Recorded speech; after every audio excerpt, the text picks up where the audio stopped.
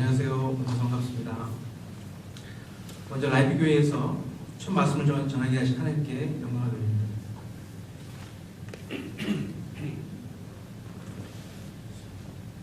오늘 말씀을 준비하면서 어떠한 본문을 전해야 할까 생각을 하는데, 오늘 본문의 말씀 중에 1장 12절 말씀이 먼저 떠올랐습니다. 그 말씀이 이것이죠. 영접하는 자, 곧 그 이름을 믿는 자들에게 하나님의 자녀가 되는 권세를 주셨습니다. 이 말씀을 되새겨보면 하나님의 자녀가 되는 것은 참 간단한 것 같습니다. 어떤 조건도 우리에게 요구하지 않으시는 것이죠. 단지 예수님의 이름을 믿고 예수님을 영접하기만 하면 누구든지 하나님의 자녀가 될 수 있다는 것입니다. 기독교가 다른 종교와 다른 것이 이것입니다. 참선이나 수도나 선행이나 이런 것이 필요 없습니다. 믿음만 요구한다는 것이죠. 그리고 이슬람이나 불교 다른 종교들과는 달리 그런 다른 종교에서 이야기하는 하나님이 우리가 말하는 하나님과는 다르다는 것입니다. 우리가 이야기하는 우리 하나님은 예수님을 통해서 우리를 자녀 삼으십니다. 다른 것으로 그분의 자녀가 될 수 없다는 것이죠. 그렇기 때문에 기독교의 하나님은 다른 종교에서 말하는 하나님과는 분명 다르다는 것입니다. 예수님을 통해서가 아니면 안 된다는 것이죠. 저에 대해서 잘 모르시는 분들이 많으실 것 같아서 오늘 제 이야기를 좀 하면서 함께 말씀을 나누고자 합니다. 저는 모태의 신앙으로 자랐습니다. 어려서부터 예수님에 대해 배우고 알고 지낸다는 것은 지금 생각해보면 큰 축복인 것 같습니다. 제 할머니뿐만 아니라 나중에 알고 보니 제 증조부까지도 믿음 생활을 하셨다 합니다. 저까지 4대, 우리 아이들까지 5대째 예수님을 믿는 집안이라는 사실을 제가 결혼할 때쯤 그 당시에 알았습니다. 믿음의 가문에서 태어나고 자라나는 것, 지금 생각해보면 아주 감사한 일입니다. 하지만 제가 인격적으로 하나님을 만나기 전까진 저도 겉으로만 그리스도인이었습니다. 사실 진실된 그리스도인은 아니었던 것 같습니다. 그리고 저희 집안을 살펴볼 때도 증조부의 믿음의 씨앗이 온 세대에 걸쳐 전부 온전히 이어지지 못했습니다. 제가 자세히 모르지만 저희 아버님의 사촌들, 다시 말해 제 오천 당숙들의 가정을 보면 믿지 않는 가정들이 다수 있습니다. 그리고 저희 아버님 쪽과 어머님 쪽 형제들, 그리고 그 자녀들 보면 대부분 믿음 생활을 잘하고 있어서 참 감사한 마음입니다. 또 한편으로는 다행이다라는 생각까지 듭니다. 물론 개개인의 믿음은 다 차이가 있을 것 같습니다. 차이가 있겠죠. 그래도 어려서부터 예수님을 알고 지낸다는 것은 불신자 가정에서 태어나 예수님을 모르고 자라는 친구들에 비해 큰 축복이 아닌가 생각을 해봅니다. 물론 그거는 개개인과 예수님과의 관계에 있습니다. 오늘 말씀처럼 예수님을 영접하고 믿는가에 있는 것이죠. 그리고 내 믿음이 참된 믿음가에 대한 믿음의 확신도 우리가 살아가면서 그런 확신이 없을 때가 종종 있습니다. 제가 주일학교를 지내고 중고등학교를 지나오면서 교회 생활을 했지만 하나님과의 인격적인 만남은 그 이후에 한참 이후에 있었습니다. 대학에 진학하면서 집에서 떨어져서 생활을 하자마자 제 신앙의 믿음의 근간이 약했기 때문에 저는 신앙생활과는 거리가 멀어졌습니다. 학교에 있을 때는 주일에도 친구들과 놀러다니기 바빴고 대학 생활의 낭만이라는 명분 아래 그렇게 동아리 활동에 빠져 그렇게 시간을 보냈습니다. 학교와 동아리 회식에서 교회에 다닌다며 술도 한잔 안 마시던 제가 한 학기, 두 학기 지나가고 세상을 알아야 내가 더 믿음 생활 잘할 수 있지 않겠어? 라는 말도 안 되는 핑계를 가지고 이유를 가지고 나만의 이유를 붙여서 그렇게 점점 하나님과의 관계는 멀어져 갔습니다. 그러다 95년도에 제 가족이 캐나다 이민을 오면서 다시 부모님과 함께 교회에 다니며 믿음 생활을 했습니다. 하지만 그것도 잠시 제가 2000년도에 제 나름대로 제 삶을 개척해 보겠다고 밴쿠버에서 다니는 학교도 그만두고 한국에 돌아오게 됩니다. 그러면서 다시금 제 삶의 모습은 이전에 하나님을 멀리 했던 그 시간들과 같은 그런 모습이 되었습니다. 벤처회사에서 컴퓨터 프로그래머로 일했었는데 밤낮이 없었고 야근은 기본이고 자취방이 회사 옆에 가까이 있었지만 집에 안 들어가고 일한다는 핑계로 그렇게 회사에서 숙식하며 같은 또래의 동료들과 그런 세상적 모임을 즐기고 그렇게 그리스도인의 생활과는 거리가 먼 그런 삶을 살아가며 몸과 마음이 지쳐갔습니다. 그러던 중 캐나다로 다시 돌아오려고 할 때에 캐나다를 떠나올 때 공부하는 이제 끝이다. 다시는 학교에서 공부하는 거 이제 끝이다. 라는 생각을 가졌던 저에게 희한하게도 하나님께서는 공부하고 싶은 마음을 주셨습니다. 그리고 지금까지도 공부하고 있습니다. 그래서 한국에 더 머물게 하셨습니다. 중대 국제대학원에서 공부하면서도 저의 모습은 달라지지 않았습니다. 주일 성수도 하지 않았고 그렇게 3, 4년 시간이 흘러갔습니다. 그러던 차에 제 삶의 전환점이 될 만한 큰 일이 제게 벌어집니다. 무슨 일입니까? 바로 제 아내를 만난 것입니다. 아마도 하나님께서는 제 아내를 만나게 하시려고 저를 한국에 더 붙들어 놓고 놓고 계셨던 것 같습니다. 제 아내를 만나면서 아내가 출석진 교회에 함께 출석하게 되고 대학원 졸업을 얼마 남겨놓고 저는 제 아내와 결혼을 하게 됩니다. 그렇게 다시 믿음 생활의 불씨가 다시 살아나기 시작했습니다.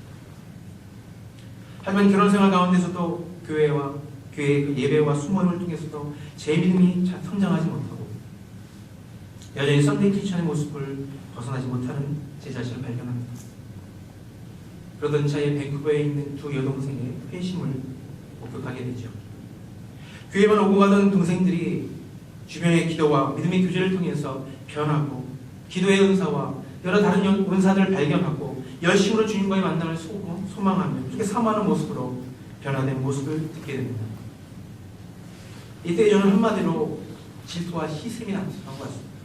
하나님, 그래도 제가 청년부 활동도 열심히 했고 하기 싫어도 시키시는 그 회장, 청년부 회장까지 했는데 동생들보다 열심히 신앙생활을 했다고 생각이 되는데 왜 저에게 그런 만남을 허락하시지 않습니까? 저도 만나주시고 은사도 주시면 안 되겠습니까? 마침 시작된 40일 특별 새벽 기도회를 이런 사모하는 마음으로 참석하게 됩니다. 40분 이상의 거리를 매일 새벽 오고 하면서 그렇게 예배를 드리고 기도했습니다. 그렇게 사모하는 은사는 주시지 않고 만나주시지 않더라고요. 그런데 40일이 거의 막바지에 이르러서 다 된 마지막 날 즈음에 마침내 방언의 은사와 성령의 감동으로 제 마음을 만져주신 하나님을 만나게 됩니다. 이렇게 제 삶의 방향은 제 아내를 만나 다시금 신앙생활을 시작하고 동생들의 회심을 목격하면서 하나님을 향하게 되었습니다. 그리고 제 삶의 모습은 하나 둘씩 변해갔습니다. 제 인생의 목표가 생겨난 것이죠. 하나님을 위해 사는 것이었습니다. 이제는 돈이 목표였고 성공이 목표였지만 그래서 회사도 다녀보고 작은 자영업도 해보았지만 제 뜻대로 되지 않더라고요. 왠지 가슴이 허전했던 것 같습니다.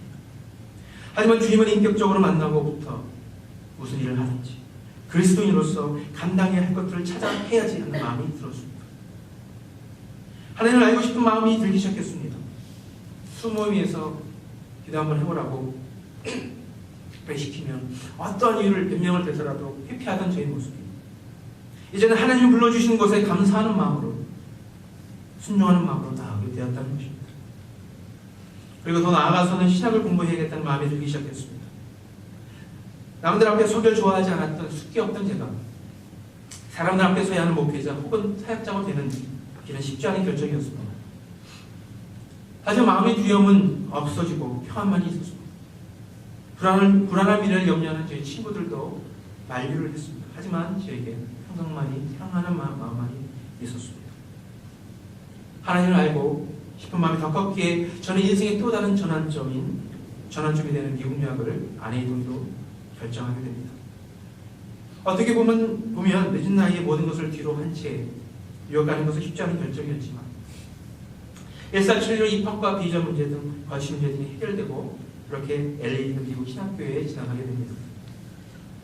저는 지금까지도 마찬가지지만 목회자가 되었든 평신도 사역자가 되었든 하나님의 일을 놓지 않기만 하면 족하다는 마음으로 지금까지 생활하고 있습니다. 감사하게도 어려울 때마다 공급하신 하나님의 그 은혜로 잘 지내고 있습니다. 그리고 이렇게 라이프 교회까지 이끌어주시며 사역하게 하시는 하나님의 놀라우신 예배하심과 그 인도하시는 감사하는 마음으로 하루하루 보내고 있습니다. 오늘 말씀은 요한복음 전체를 두고 보았을 때 프롤로그, 다시 말해 서두 도입부에 해당하는 말씀입니다. 1장 1절로 18절까지가 이 요한복음의 도입부에 해당이 됩니다. 여기에서 예수님은 어떠한 분이신가, 그리고 그 예수님을 증거하는 증거자로 예비된 세례요한에 대한 설명과 성육신하여 이 땅에 오신 참빛 되신 예수 그리스도를 통해서 하나님의 자녀가 될 수 있다는 것을 말씀하고 계십니다. 믿고 하나님의 자녀가 된다는 것, 이것은 어떠한 것인가 한번 생각해 보고자 합니다. 저희 경험을 볼 때 예수 믿게 되면 삶의 모습이 변하는 것을 보게 됩니다. 저는 제 두 여동생의 삶의 모습을 보았습니다. 변하기 전과 변한 이후의 모습을 저는 압니다. 그리고 저희 삶의 목적도 세상의 것을 기준으로 한 것이 아닌 하나님 나라에 도움이 되고 그런 도움이 되고 싶은 마음, 그런 마음으로 변했습니다. 불신자들이 볼 때 그래도 하나님의 자녀라고 한다면 뭔가 달라야 하지 않을까 더욱더 말과 행동에 조심하게 되었습니다. 그렇습니다. 믿음에는 변화가 따라야 할 것입니다. 그리고 그리스도인으로서 우리가 말하는 빛과 소금의 역할을 잘 감당한다는 것은 이 땅 위에서 선한 그리스도인으로서 선한 영향력을 끼치며 그런 역할을 감당한다는 것일 줄 믿습니다. 모든 사람들에게 동일하게 적용할 수는 없겠지만 저 같은 경우에는 말씀에 대한 갈급함이 생기더라고요. 간절함이 생기더라고요. 기도하며 은사에 대한 사모의 마음이 생겼습니다. 그리고 기도하며 나갈 때 기도의 응답뿐만 아니라 여러 상황 가운데 주님의 인도하심이 분명하게 느껴졌습니다. 아버지 하나님께서 자녀된 우리들을 책임져 주신다는 것이죠. 될 대로 되라고 내버려 두신 분이 아니시라는 것입니다. 필요할 때는 고난과 역경에 닥칠 때에도 우리 옆에서 기다려 주시는 분이십니다. 내가 손 내밀면 손을 잡아 주시는 분이 바로 우리 아버지 하나님이십니다. 혹 내가 믿음이 부족하여 주님께 나아가지 못한다면 내 부모님의 기도를 통해서라도 그 응답으로 내게 도움을 주시기도 하시는 분이십니다. 그렇기에 남을 위해 중보하는 것이 중요한 것 같습니다. 분명히 내가 하나님을 떠나 방황할 때에도 제 부모님의 기도를 통해 그 기도를 들어주시고 응답해 주셨을 줄 믿습니다. 그래서 제가 다시 주님의 품으로 돌아와서 부족하나마 쓰임 받을 수 있게 된 것이라고 생각이 듭니다.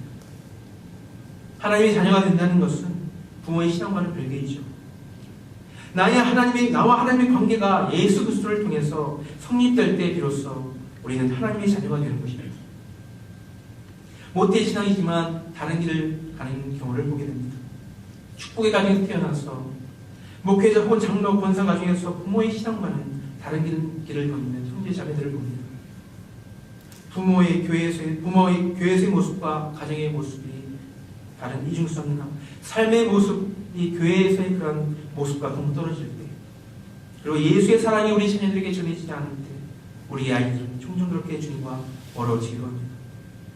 오히려 불신자 가정에서 태어나 친구들이나 동료, 이웃의 전도 등 여러 가지 다른 형태로 주님을 만나게 될 때 더욱 뜨겁게 믿음 생활을 하게 되는 경우도 보게 됩니다. 이럴 때 하나님과의 만남은 개별적인 것이 사실입니다. 우리의 하나님이 나를 자녀 삼아주신 것 얼마나 기쁜 일일까요? 만물을 지으신 그 하나님께서 나를 자녀로 불러주신 것, 그 얼마나 영광스러운 일입니까? 그러한 영광의 자리를 우리만 누려서는 안 될 것입니다. 오늘 말씀에서처럼 우리는 하나님의 자녀됨의 기쁨을 누리고 있습니다. 하지만 세례 요한이 예수님 이전에 예수님이 오실 그 때를 말씀을 전하며 준비했듯이 자녀된 우리들도 하나님의 자녀로서 예수님을 증거하는 삶을 살아야 할 것입니다. 저도 사역자로서 많이 부끄럽지만 전도의 의사는 별로 없는 것 같습니다. 언변이 달변가가 아니라서 더욱 큰 부담이 됩니다. 하지만 적어도 이제는 가만히 있고자 했던 이전의 그런 마음에서 그 마음편에서 어떻게든 어떤 방법을 강구하든 내가 못하면 다른 사람을 붙잡더라도 어떻게든 그 일을 해야지 하는 마음이 생겼습니다. 제가 할 수 없다면 하나님께서 도와주시도록 그런 마음으로 기도하기도 합니다. 물론 하루아침에 바뀌는 사람들도 있지만 대체로 한 번에 바뀌지 않는 것이 바로 우리 인생인 것 같습니다. 저도 마찬가지죠. 삶의 자세가 바뀌고 하나님을 향한 목표가 생겼지만 삶의 모습이 한 번에 바뀌는 것은 쉽지 않습니다.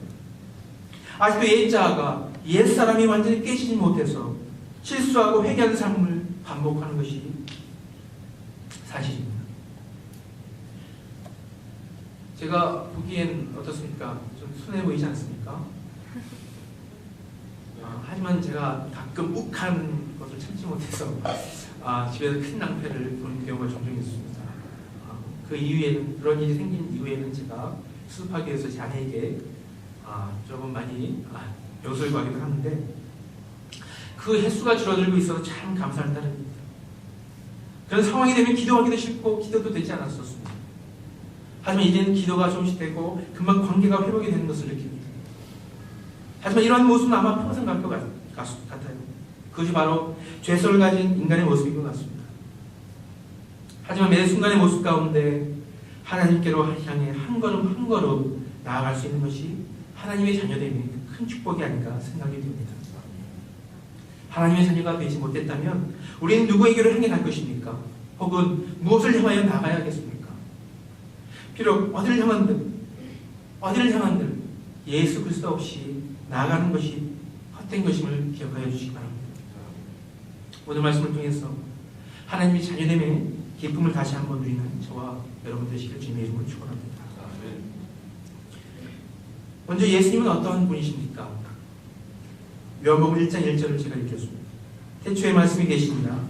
이 말씀이 하나님과 함께 계셨으니 이 말씀은 곧 하나님이시니라. 예수님께서는 바로 창세전부터 하나님과 함께 계신 말씀입니다. 그리고 성부 하나님과 동일하신 성자 하나님이십니다. 그리고 히브리서 13장 8절 이렇게 말씀합니다. 예수 그리스도는 어제나 오늘이나 영원토록 동일하시니라. 예수님께서는 창세전에도 계셨고 창세 때에도 계셨고 지금도 계시고 앞으로도 함께 계신 분이시죠. 구절을 제가 읽겠습니다. 참빛 곧 세상에 와서 각 사람에게 비추는 빛이 있었나니.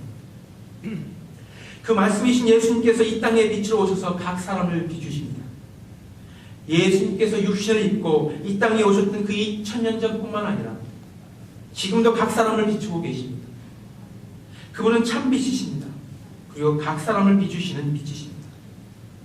태초에 말씀으로 계셔서 보이지 않으셨던 그분이 2000년 전 이 땅에 육신을 입고 이 땅에 오셔서 우리에게 보이셨습니다. 한 사람도 예외일 수 없습니다. 이 어둠 가운데 있는 세상에 예수님의 빛이 비추이면서 어둠에 숨겨졌던 모든 이들의 모습이 있는 그대로 드러나게 됩니다. 요한복음 3장 19절로 21절을 함께 읽도록 하겠습니다. 시작.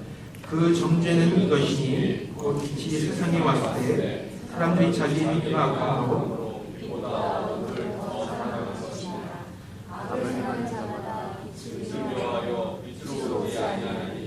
이는 그 행위가 드러날까 하며 진리를 따르는 자는 빛으로 오나니 이는 그 행위가 하나님 안에서 행한 것임을 나타내려 합니다 하십니다. 그렇습니다. 예수님을 믿는 사람에게 하나님의 계시가 드러나고 그 자기 행위가 악한 사람들은 빛으로부터 도망간다는 얘기죠. 요한복음 1장 10절 이렇게 말씀합니다. 그가 세상에 계셨으며 세상은 그로 말미암아 지음바 되었을 때 세상이 그를 알지 못하였고 이제 하나님의 아들 빛이신 예수님께서 인간의 몸으로 이 땅에 오셔서 새 창조가 시작되었습니다. 창세 때의 말씀으로 이 세상이 지어졌지만 예수님께서 하나님께서 지으신 이 세상에 왔을 때 세상은 예수님을 알아보지 못했습니다. 하나님의 백성들이라고 자청한 이 이스라엘 백성들이 그 많은 이들이 예수님을 부인했습니다. 구약의 말씀을 통해서 메시아가 올 것임을 알고 있었음에도 불구하고 그들은 예수님의 말씀을 믿지 못하고 불순종의 모습으로 예수를 부인했습니다. 요한복음 1장 11절 이렇게 말합니다. 자기 땅에 오매 자기 백성이 영접하지 아니하였으나. 얼마나 안타까운 일입니까? 당신이 지금 이 세상에 오셨는데 그리고 자신에게 속한 이 땅에 오셨는데 하나님의 백성이라고 하는 이스라엘 백성들이 자신을 받아들이지 않았습니다. 영접치 않았습니다. 피조물 된 우리들이 창조주 하나님을 부인한 것입니다. 하나님께 속한 사람들이 예수님을 영접치 않았을 때 하나님 아버지 역시도 영접받지 못했던 것입니다. 하나님께서 만드신 이 세상은 아담과 하와의 죄로 얼룩지고 죄로 인해 타락한 세상이 되었습니다. 죄 가운데 빠진 세상을 위해서 하나님께서는 예수님을 보내시어 이 땅을 구원하고자 하셨습니다. 죄로 인해 얼룩지은 이 어두운 세상에 그 죄로 인해서 영원한 죽음을 맛보아야 할 우리들에게 한 줄기 소망 되신 그 참빛 되신 예수 그리스도를 보내주셨습니다.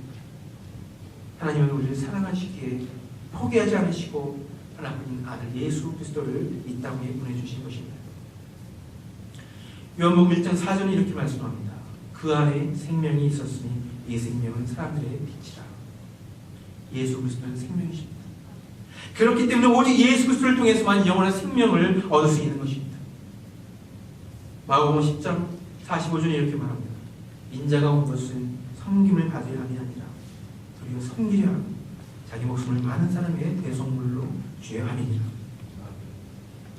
이렇게 우리를 사랑하고 긍휼히 여기시는 하나님께서는 우리를 위해 그 아들 예수 그리스도를 땅에 보내주시고 그를 통해서 우리의 죄를 대속하게 하셨습니다.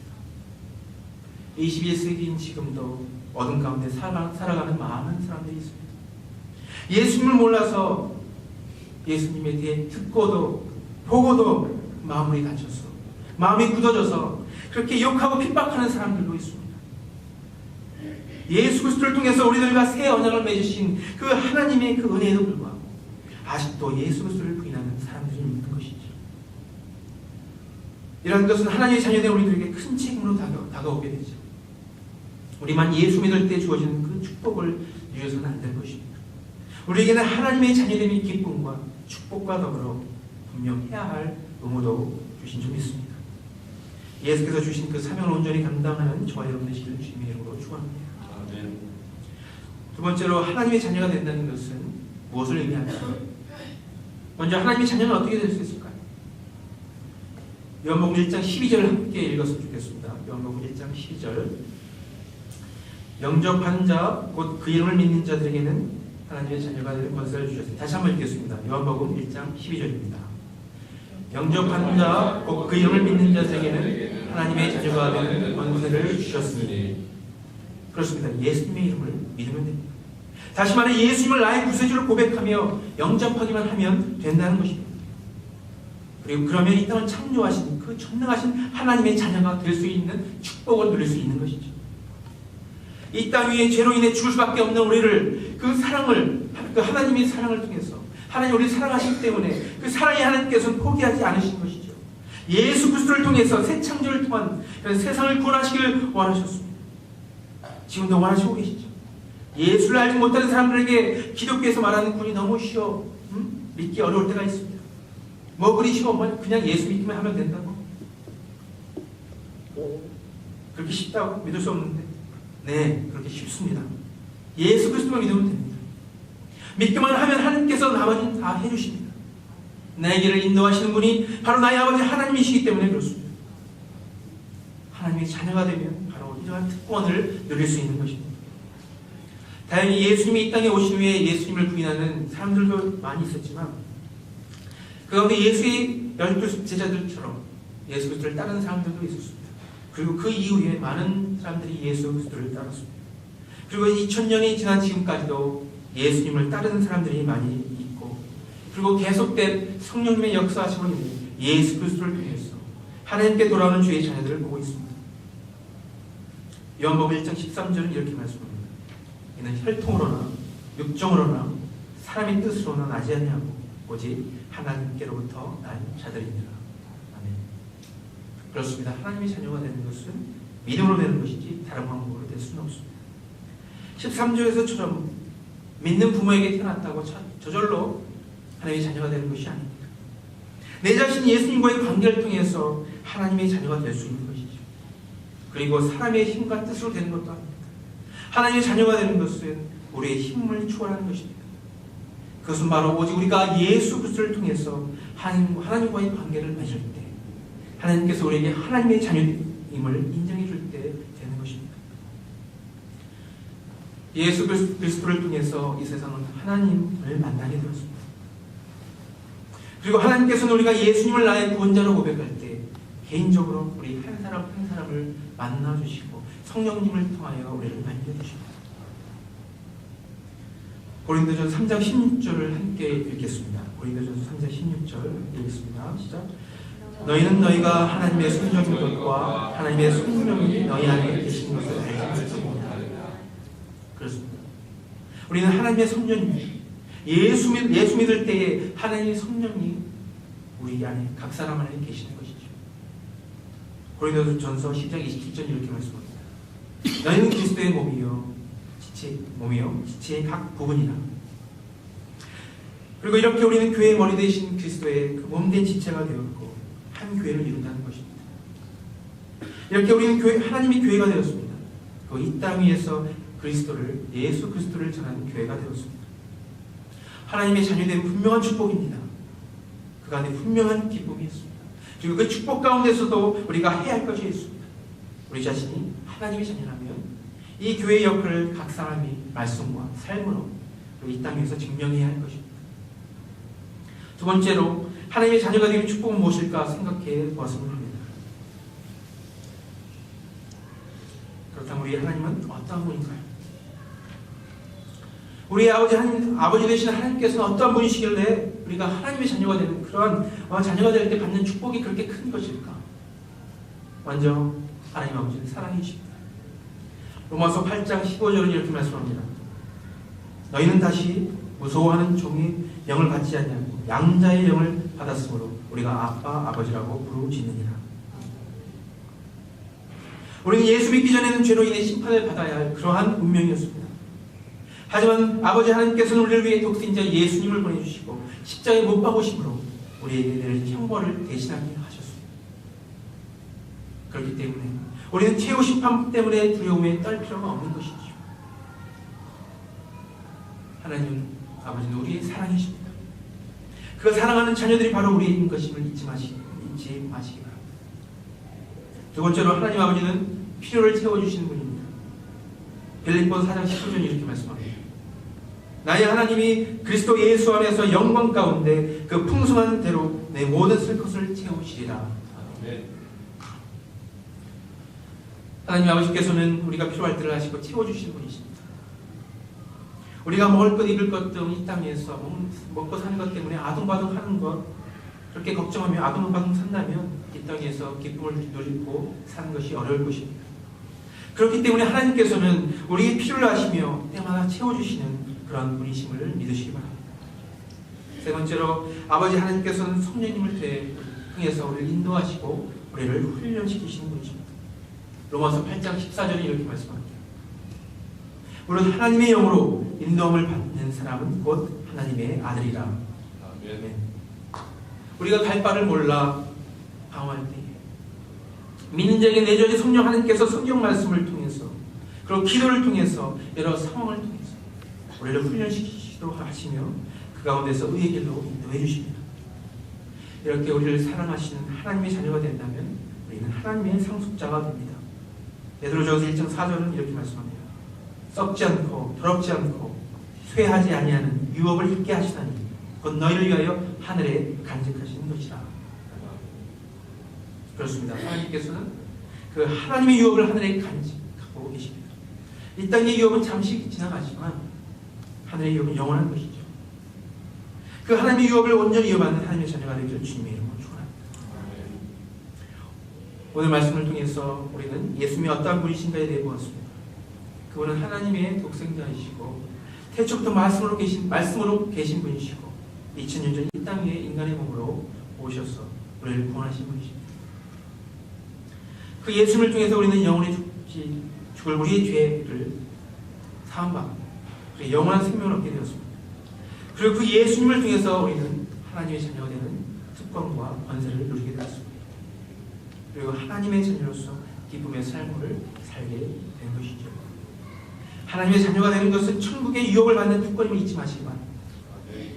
그리고 우리를 구원하신 그 은혜를 생각할 때마다 우리가 경험하는 하나님의 자녀됨의 기쁨과 축복을 온전히 누리시기 바랍니다. 또한 그 하나님 자녀의 됨의 그런 특권, 축복뿐만 아니라 예수 그리스도의 오심을 예비한 새 요한처럼 예수님의 복음을 전하며 순교했던 그러한 제자들처럼 믿는다고 잡아오는 우리들의 삶은 하나님 나라를 향해야 할 것입니다. 우리의 삶이 하나님 나라를 향해서 가고 있다면 우리도 그들처럼 예수님을 증거하는 삶을 온전히 살 수 있을 줄 믿습니다. 성령 안에서 하나님의 자녀됨의 특권과 축복을 누리시고 그리고 그와 함께 의무를 누리며 의무를 온전히 다하는 저와 여러분 되시길 주님의 이름으로 축복합니다. 기도하겠습니다.